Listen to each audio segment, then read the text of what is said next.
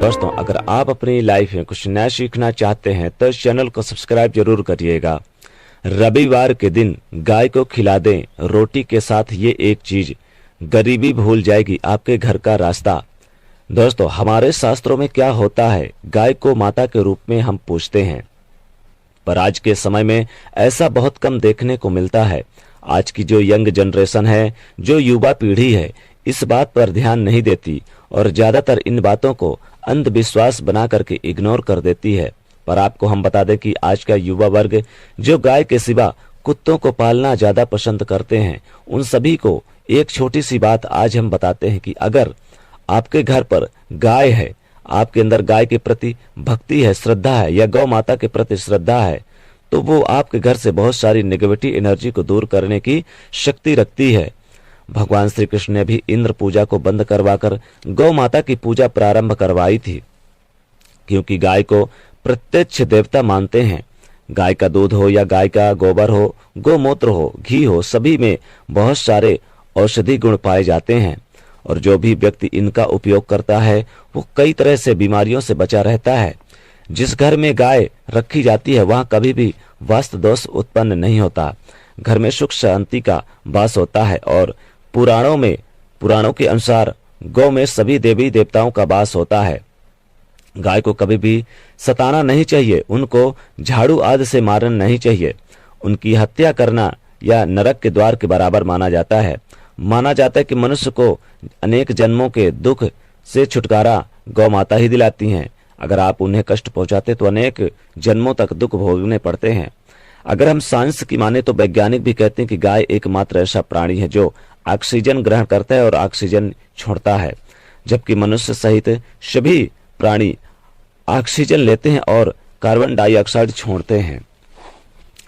पेड़ पौधे ठीक इसका उल्टा करते हैं। दोस्तों, गाय में माना जाता है गौ माता, गाय को हम गौ माता के रूप में पूजते हैं। मनुष्य को मरने के बाद उसे बैतरणी नदी पार कराती हैं गौ माता। ये भी कहा जाता है बैतरणी नदी यानी नरक तक पहुंचाने के लिए जो नदी होती है उसको पार करना हो तो अगर जीवन में आपने गौदान किया हो या गौ सेवा किया हो तो आपको उस नदी को पार करना पड़ता है।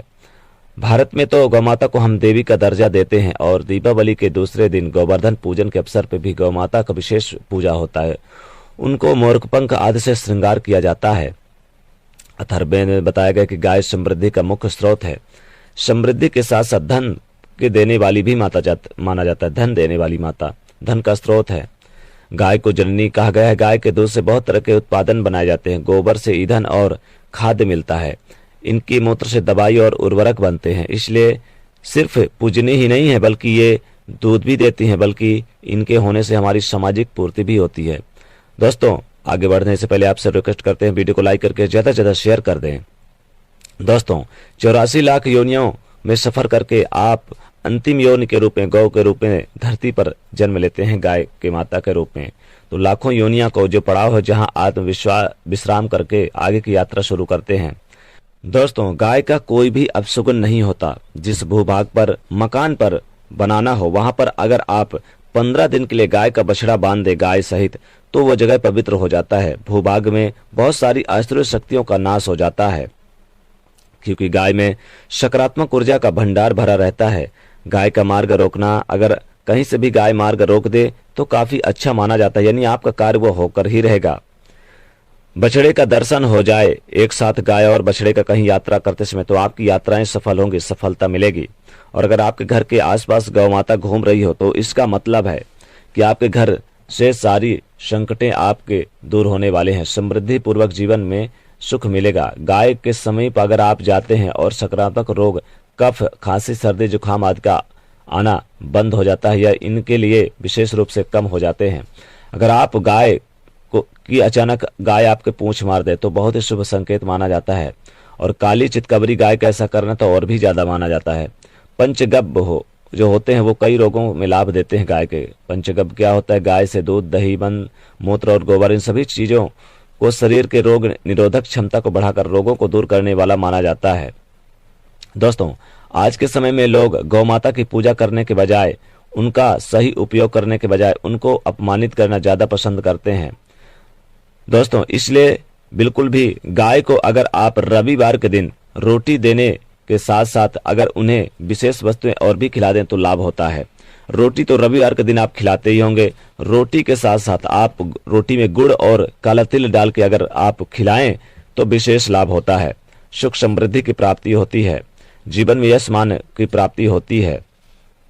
दोस्तों बता दें कि गौ माता को रविवार के दिन रोटी तो कम से कम खिलाना ही चाहिए। अगर आप रोटी ना खिला सके तो रोटी के साथ साथ आप थोड़ा सा गुड़, काला तिल और थोड़ा सा घी आप डाल के, या फिर आप मीठी वस्तु में जैसे कि शक्कर भी डाल के खिला सकते हैं। आपको समृद्धि की प्राप्ति होगी, आपके घर में बरकत होने लगेगी, गरीबी भूल जाएगी घर का रास्ता। और हमारे बुजुर्ग हमेशा से कहते आए कि गाय को रोटी खिलानी चाहिए, लेकिन समय स्थिति के चलते गाय की सेवा हर कोई नहीं कर पाता, लेकिन कम से कम रोटी तो जरूर आप खिला सकते हैं। रविवार के दिन अगर आपके घर आसपास कहीं पर भी गाय आए, आपके घर के आसपास आए, या फिर आपके आसपास कहीं गौशाला या कहीं आसपास हो, तो आप चुपचाप जाके गाय को रोटी के साथ थोड़ा सा गुड़, काला तिल, घी डाल के खिला दें। या फिर आप चाहें तो आप थोड़ा सा घास ले लें, घास में रोटी डाल लें, रोटी डालने के बाद थोड़ा सा गुड़ और मिश्री डाल के चुपचाप आप जाकर गाय को खिला दें। विशेष लाभ होता है, खासकर रविवार के दिन। रविवार के दिन अगर आप रोटी में गुड़ और तिल से बने लड्डू अगर डाल के खिला दें तो विशेष लाभ होता है। या फिर आप गुड़ में थोड़ी सी आप हल्दी, थोड़ा सा काला तिल, थोड़ा सा आप घी और थोड़ा सा गुड़ डाल के रोटी के साथ आप गाय को रविवार के दिन खिला दें तो गरीबी भूल जाएगी घर का रास्ता, धन ही धन बरसेगा, धन के आने के रास्ते आपके खूब होंगे और जीवन में आप कभी भी धन से संबंधित समस्याओं को नहीं प्राप्त करेंगे, रोडपति भी बन जाते हैं, करोड़पति। तो आप रविवार के दिन रोटी के साथ आप गुड़ और तिल और घी, थोड़ा सा हल्दी और थोड़ी सी मिश्री, या फिर आप चाहें तो गुड़ ही डाल के खिला दें तो विशेष लाभ होता है। तो दोस्तों वीडियो को लाइक करिएगा, ज़्यादा से ज़्यादा शेयर करिएगा और चैनल को सब्सक्राइब करिएगा। जय सूर्यदेव, जय गौ माता।